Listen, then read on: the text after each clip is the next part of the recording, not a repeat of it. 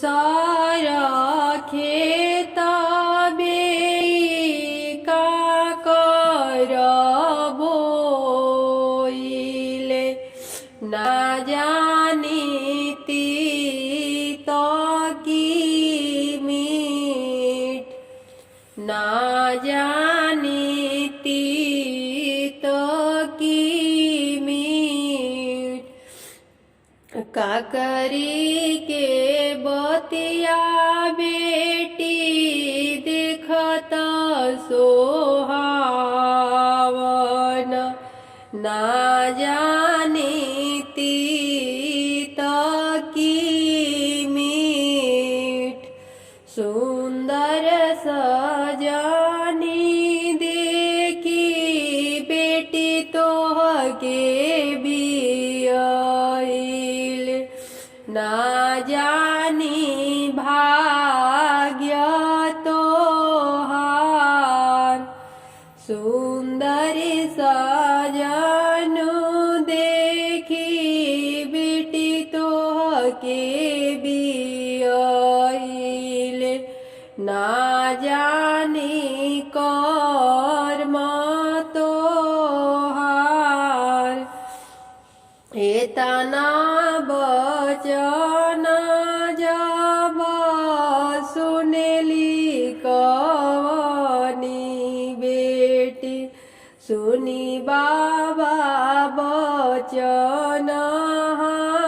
हमार चिठिया जी रहते बाबा बच के सुनाईती हो कर्म बाचलो नाही जास अरे कर्म बाचलो नाही जास एतना बचन जब सुनिले कवन पापा सुन बेटी बचन हमार अरे सुन बेटी बचन हमार खेतवा जे रहिते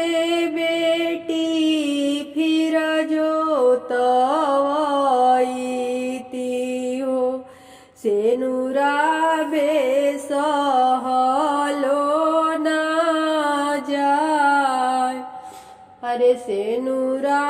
बेसहलो ना जाय सोनावा जे रहती बेटी फिर से खरीदती हो सेनुरा बेसहलो ना जाय अरे चिठिया जे रहती बेटी बाची के सुनाईती हो भाग्य रचेले भगवान अरे भाग्य रचेले